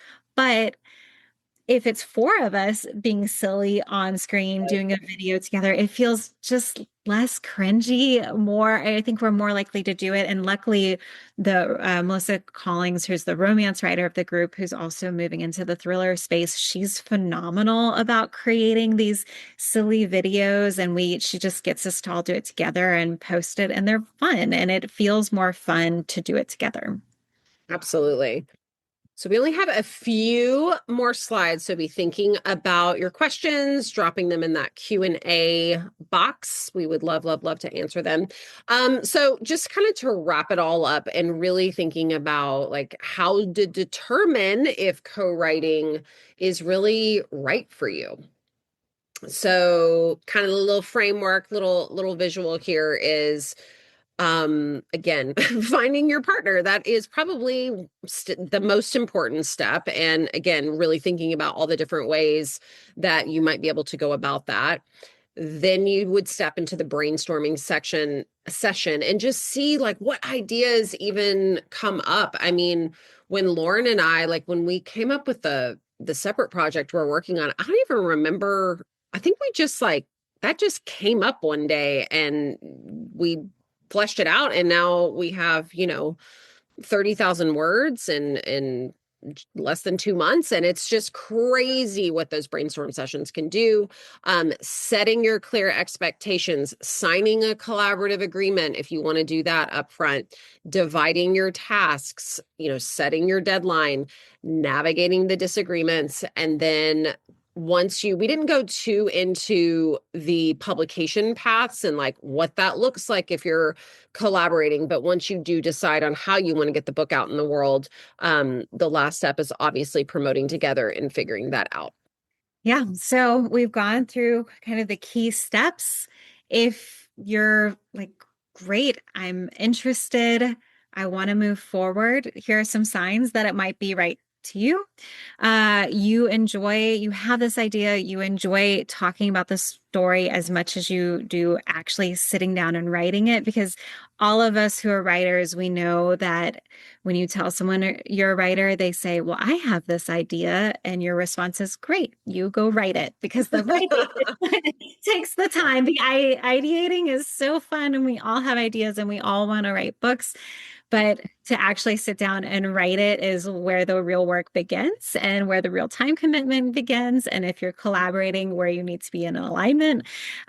So if you are that person who not only has an idea, but is willing to sit down and do the work and invest the time and even have the time, right? You're energized by other people's ideas. You like brainstorming. You're willing to relinquish a little bit of control in service of a story, in service of an idea, going from your own to something perhaps even bigger. You want accountability built into your process. So you're okay with having someone like Ria, who's just, they're back there waiting. They're going to write really fast, and they're going to be, while you're writing, there's someone who's going to be waiting on that chapter. And that is a little bit of pressure, but you're like, let's go. I welcome it. I want that accountability. You're willing to compromise in service of the bigger story. You can let go a little bit of your ego in order to work together to create something brilliant and beautiful. And You're maybe someone who's been working on a solo project and dreaming about what this would look like. You're stuck in your solo project. You want to switch gears, or you've just finished a solo project and you think, wouldn't it be fun to try something new? If all of those things, if those are checking all the boxes, then you might thrive in a co-writing agreement, a co-writing partnership. Proceed with caution and be honest with yourself if you do struggle to accept feedback, if you're not quite ready. I think for me, it took a while. I was a little bit primed for constructive feedback because my background is in academia and I would write research papers that were always being vetted. So I had to develop a thick skin. But if you're new and you still think, I don't know, that actually makes me feel a little sick inside that someone's going to be critiquing my early draft, then you might not just be ready, or you might not be in a place yet, or it might just be that you're the type of person who is always going to write books on your own, and that's also okay. That's what most people do. If you require total solitude to write, this may not be the right thing for you because you're going to have to engage with that other person and brainstorm and get on the same page, literally and figuratively with them. If you have difficulty meeting deadlines or that pressure is just too much, this might also be something you need to press pause in because you owe it to your partner and to yourself in service of the project to be meeting those deadlines. And it might just be, again, that whatever stage you are at life right now, you don't have an hour to give every day to a project. You don't have an hour to give every week to a project. That's okay. You might in the future, right? If you want complete control, co-writing might not be for you. That is probably the biggest one because you are going to have to relinquish some control of the big picture idea, but also the smaller things along the way. And you're going to have to be willing to compromise in the service of the story. Also, if you tend to avoid difficult conversations and you're not willing to advocate for yourself, you're not willing to advocate for the story, this might also be a hard process for you because at some point, difficult conversations will arise, whether it's we need to rethink the plot structure, we maybe our schedules aren't aligning. How do we fix it? You might have different ideas about how to promote it. There's so many things that you're going to have to talk through. And again, they can be conversations and not arguments, which is how Rhea and I like to think about it. But you do have to be willing to have that open conversation. And if you're not, then either that's something that you might want to think about and work on, or it might just be this isn't right for you. And that's okay. Neither one of these columns is a judgment. Self-awareness is key and is something to be valued. It's just knowing where you are at before you begin and before you bring someone else into your work process. Absolutely. Okay, so next steps. So what do you do if you wanna find that partner? So to reiterate, finding your writing community. Can't stress this enough. You never, ever, ever know when someone you meet could become a co-writing partner down the line. Identifying one person. So think of a writer in your life, someone whose work you admire. And you know what's funny is I've actually, because I thought about collaborating years ago, and I made a list of like, ooh, what writers like would I love to collaborate with? And then one of my friends who I wanted, a writer friend who I wanted to collaborate with, she had engaged with 3 other writers and they went on to do this huge audiobook that was very successful. And I felt like I was too shy to ask. I was too like nervous to ask about a collaboration, and I kind of missed out on something like that. So really thinking about who you admire and just asking. Like, so much of being a writer, I think is being willing, being a career writer or being a professional writer, is being willing to ask those uncomfortable questions about what you want and getting information. So many writers don't ask questions and we kind of shy away. So that's really important. And then dreaming big and aiming big. Why not? Starting a conversation with them.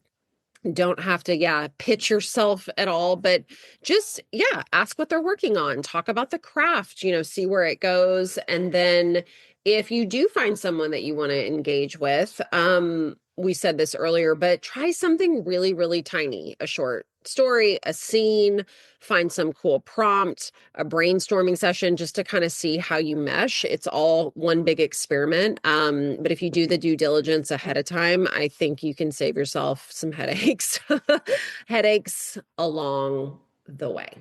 So thank you, everyone. We're excited to hear your questions, and I've been enjoying this the first time I've done something with Symposium. So seeing everyone's comments pop up in the discussion thread has been amazing. We, as you can tell, we are so excited about our own partnership. We really believe that this collaboration experience has been absolutely phenomenal, that it has made us better writers, that we're doing fun, new, and different things than we would have ever done alone. And so we're excited to be able to share that with you, to share the process with you, and then of course to answer any questions you might have. That Absolutely. was fantastic. Yay. It was Oh my great. God, it's so dark. It's so dark now. I'm like, I put on my orange lenses. I know. It's crazy. Yeah. It's crazy. And I have the Q&A box up over my face, so I can't see myself, which I prefer. How did you manage all the chats? I can never look at that while I'm like, have a presentation up.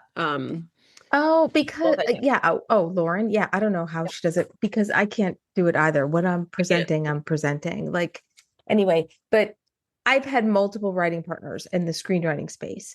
So one of the reasons I was excited about you guys talking about this was because in the author space, it's very different medium. I mean, screenwriting is much more common to have writing partners, but in the author space, I mean, the voice is so much more evident on the page in prose and how you make that consistency. I mean, we have some questions, but I also have some questions.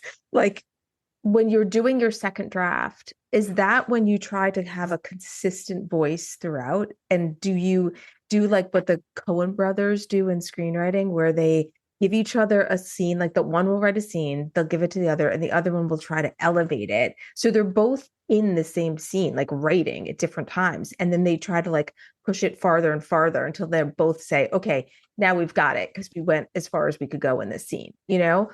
Like, do you ever write each other's stuff or no? I feel like we're kind of doing not writing necessarily, but because we're also hands-on in the editorial process, like we're actually tweaking and changing and making suggestions, especially with the dialogue, like because our characters do appear in everybody else's chapter. So everybody has their hands on it, and the voice, I don't know, like already I feel like we've kind of refined the voices of all the characters already, but I think that second pass will be like, we'll really get into kind of the nitty-gritty.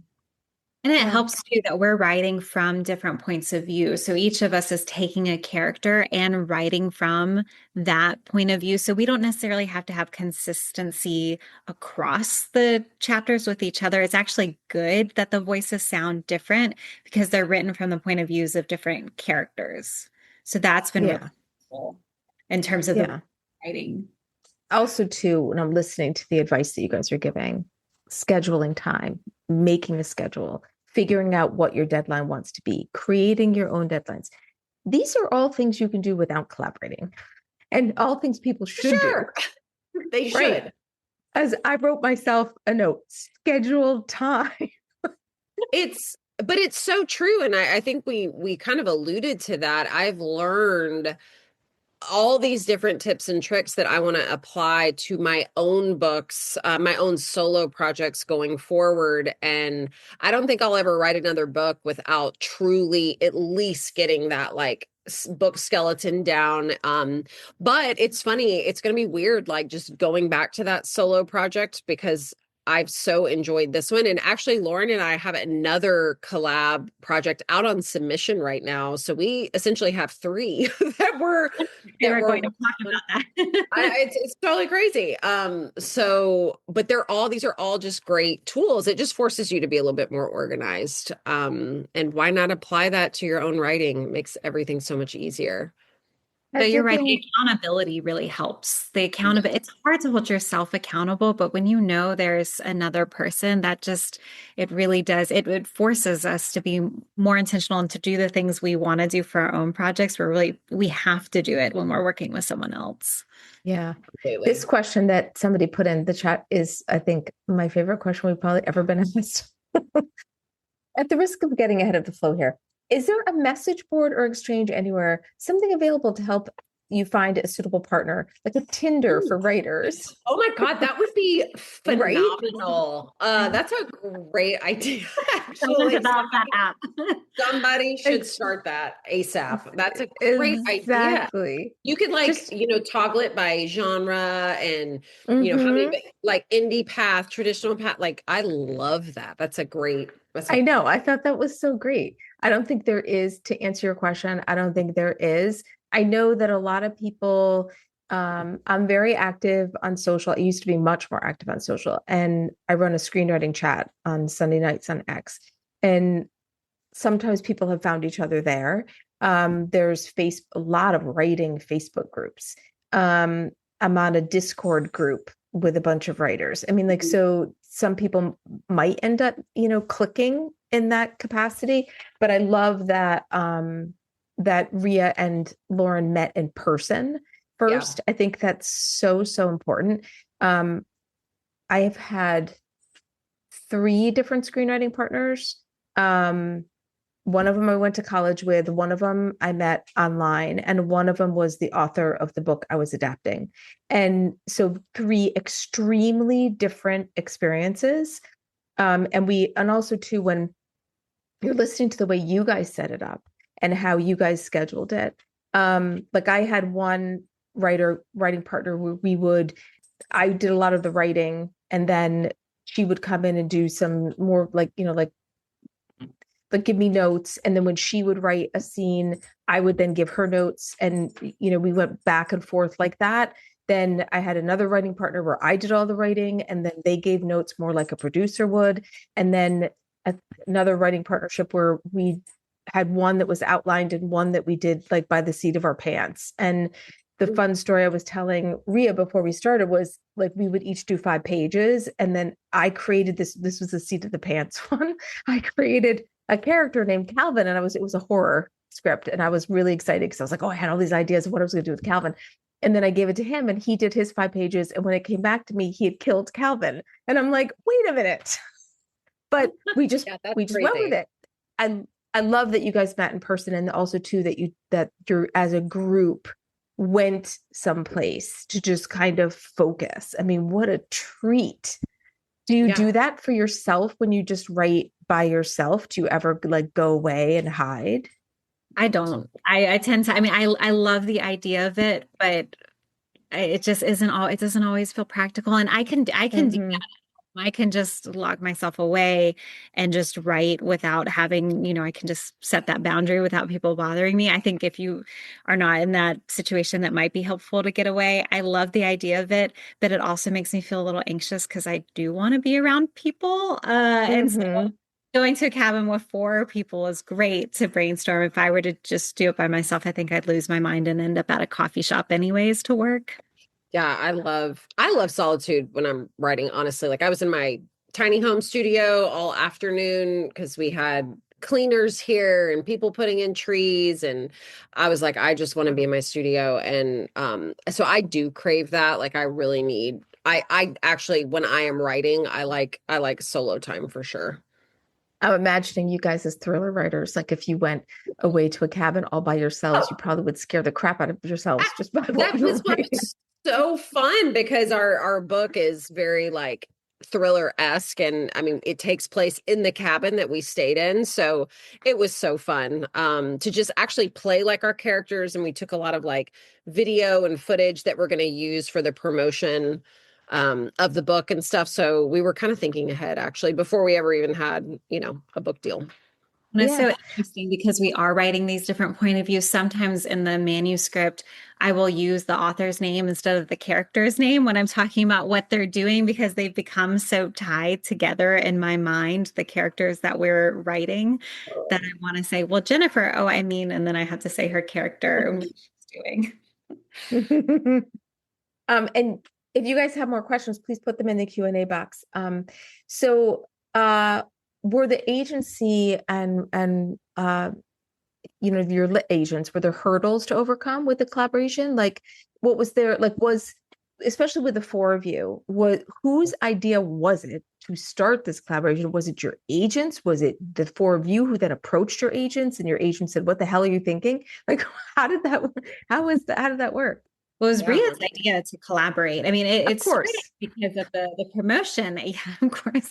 If you know Ria, you know she has the big ideas, and she is doing so many different things, but she's really passionate about supporting new writers, but also her fellow writers. And we met thinking actually from the promotion perspective of how can we support each other through launches, since we're all local to Nashville, how can we show up for each other? And at that same, we met for breakfast at a local restaurant here in town.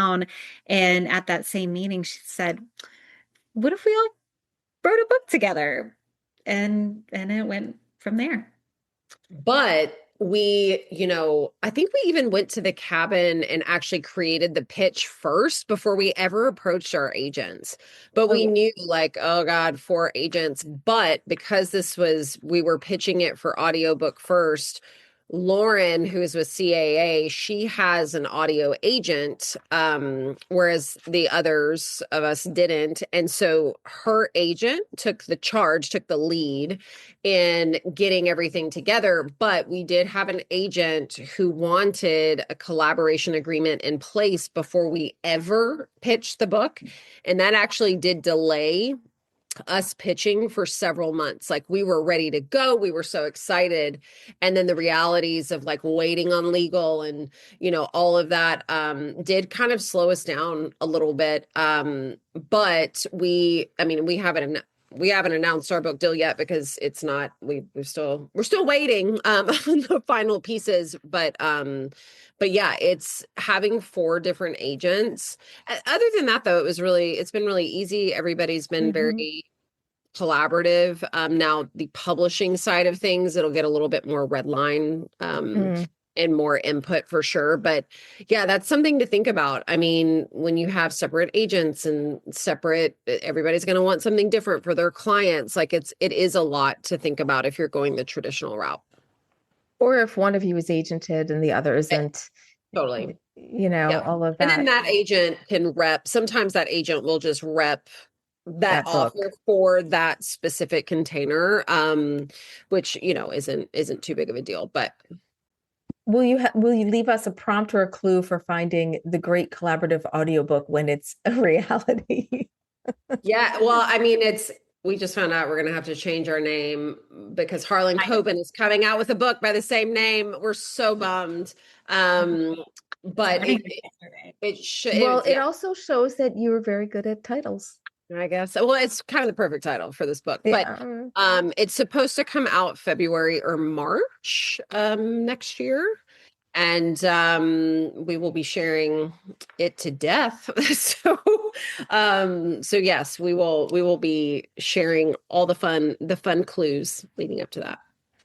And just the whole collaborative concept, like even if there's people sitting here who maybe land on that list of wanting control and all that kind of stuff, you have to collaborate with your editor, you have to collaborate with your and in screenwriting, you're collaborating with your producer, you're collaborating with everyone. It takes like beyond a village to make a movie. It takes a whole city. It's of people.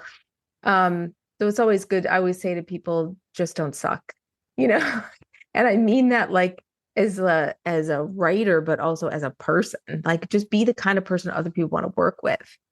Right. Well, and the coolest thing about that is not only are we working with people we want to work with, but I mean, and we didn't say this simply, but you're splitting the work. I mean, it's so amazing that you're splitting the work. And it's just like, I can't believe how quickly 4 chapters go. I'm like, it's already my turn to write my chapter for the collaborative one with the 4 of us. And I'm like, wait, I just wrote a chapter a week ago. But it's this, it just has this momentum that the solo projects don't, but it's not all on your shoulders.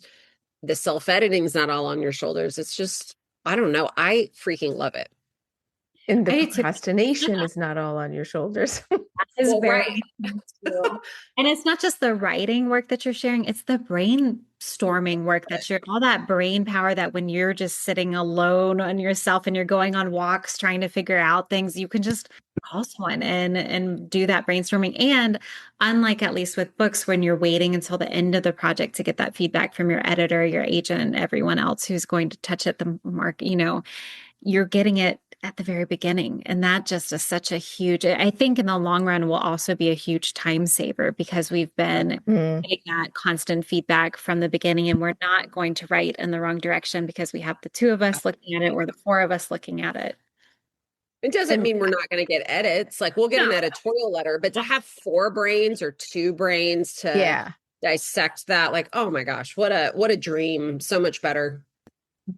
I think one of my favorite, I actually had another, I guess you would call that person a writing partner, but they were just my brainstorming partner. They wanted nothing to do with writing. They didn't want any credit or anything like that. It was just somebody I would call up and say, I'm really struggling with this. How do I'm trying to figure out, and I didn't really even need their input. I just needed to talk out loud, to think, right?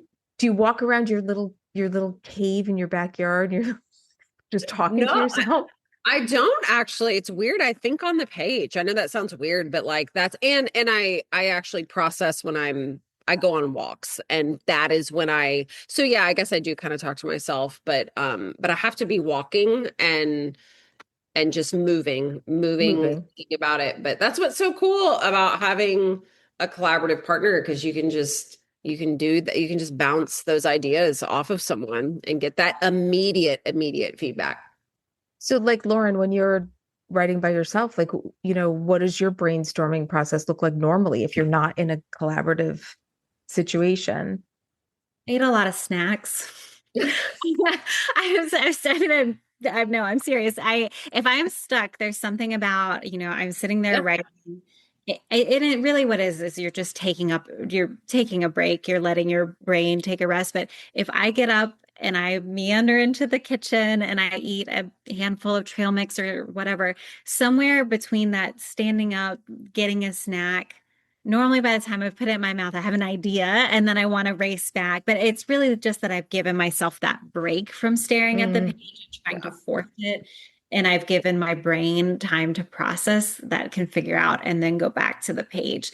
If it's something really tricky, I might go on a walk and think through it. But now Rhea and I exchanged our solo projects. So we also were able to say, hey, and in fact, I had gotten notes from my agent on a new book that we gone back and forth. And I felt like she was telling me something and I just wasn't getting it. Like however she was wording what wasn't working in my manuscript, I was not understanding. And so I gave the manuscript to Rhea and my agent's notes. And I said, hey, will you read this with these notes in mind and to see if there's places that I can address it, see if you understand, if you can rephrase it in a way that I can understand and address it. And she did. And it's really phenomenal that I got, of course, my agent's notes, and then I got Rhea's take on it, and then was able to kind of get unstuck on a certain, plot aspect and fix it because I had that feedback. And then we pulled in another author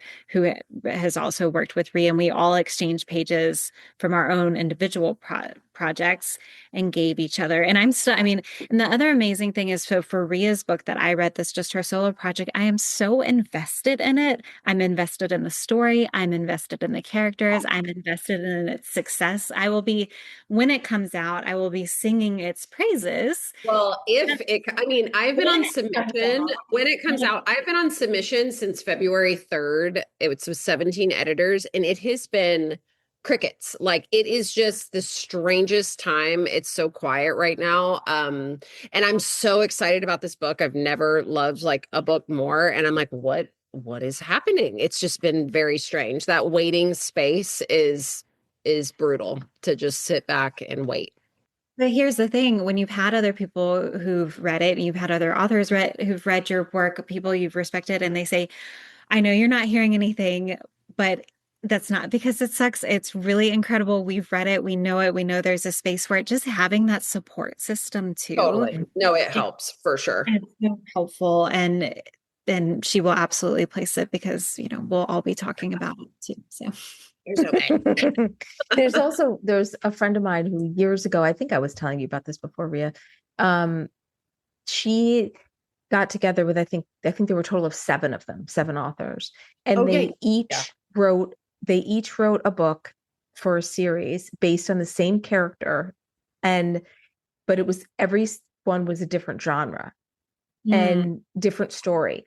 So they each wrote an individual book by themselves, but it had this thread of being the same character in different circumstances.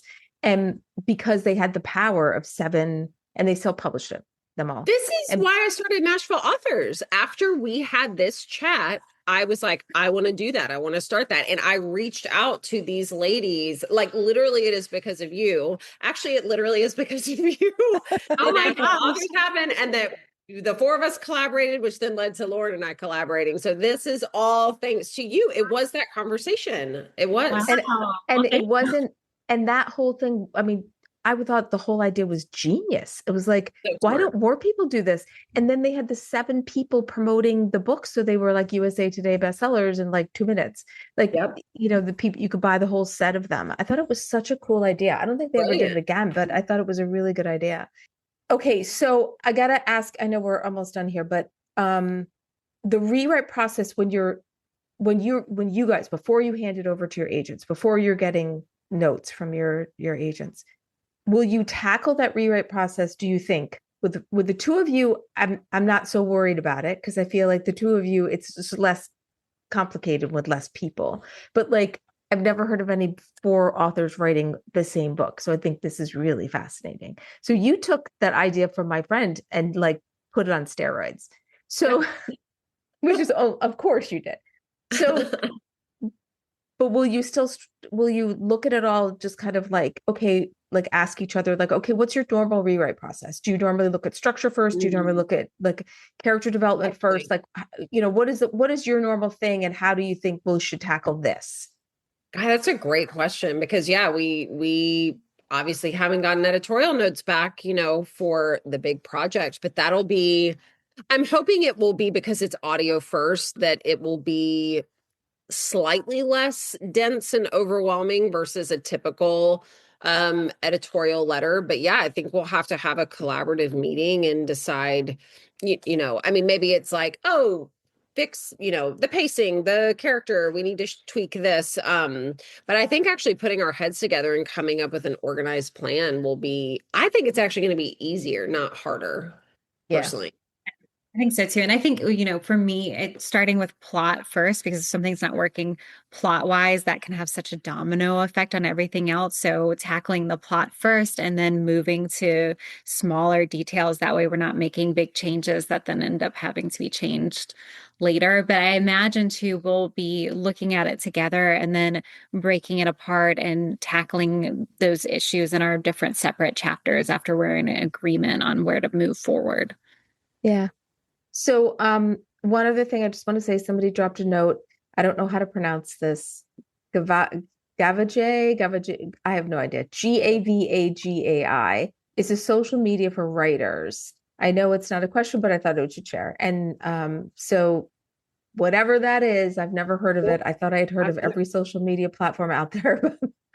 But yeah, there's too many social media platforms, in my opinion. Yes, there are. I wish they would all go away. Yes, it's crazy. So I want to first of all, thank you. This is amazing. This is fantastic. I think people who have been wondering, should I not, whatever, they're going to really be able to get a better idea of whether they're mentally the kind of person who's wired to collaborate or not. And then great tips, which I'm actually going to use just for myself. So. Yay. Hey, see, it works. Totally. So I want to also tell you guys that Ria already mentioned a couple of the symposiums that she's taught for us before. The book skeleton one and editing one, but I'll put links to all of those in the recording email so you can access those, because she's one of our most popular instructor. She's so good. And then we've got another one with Lauren coming up. But before Lauren, we have one for all you thriller writers. If there's thriller writers out there, we actually have a former CIA spy teaching a session on April 15th about surveillance, what it is and how to write it. So that would actually, he's a mystery thriller, writer. And his stuff is really informative. It talks to about specifically like how to write authentically, which is great. And then on April 22nd, Lauren has one that I am super excited about because I am a geek. It's deconstructing books for craft and marketability. Read like a writer. So like you're reading books, and a lot of times we're reading books for fun and everyone says you have to read. But when you're reading books, you need to really analyze them. Just like when you go to film school, you analyze films, like, why this happens, what makes this work. Like, it's the same thing with a book. Like, why not pick apart books that you're reading and make you a better writer? Because these one did something right. They got published. So I'm really jazzed about this one. I'm going to be taking a lot of notes. I'm excited. And then turning everything you read into a craft lesson, like a free MFA. Yep. Love it. And then on April 29th, we have building a powerful query letter. And then in June, and I've got some more in May, but I don't have those live yet, but the anatomy of representation, everything you need to know. And that's in the screenwriting space with Lee Jessup. So that's what we've got coming up. Really excited about all that. And also to remember that Ria has a book coming out when is yours coming out? April 28th. Dear Mother, coming out April 28th. And maybe that can be the first one that you analyze after you've taken Lauren's class. Ooh, maybe. And then Lauren's new book, Indie Darling, is coming out in July.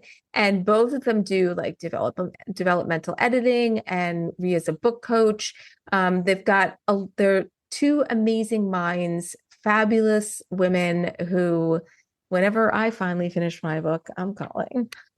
Finish it. Come on. We've been talking about it. I need a schedule. You need a schedule. You need a deadline. Yeah. I need a deadline. But thank you so much. This was so great. And I really appreciate you guys doing this and giving us a chance to do a presentation like this for free for our audience, because it's really valuable. So thank you. Our pleasure. Thank you. Symposium is brought to you by Pipeline Artists, a division of Pipeline Media Group. To learn more about upcoming live symposiums, visit symposium.pipelineartists.com and follow us on Twitter @PipelineArtists.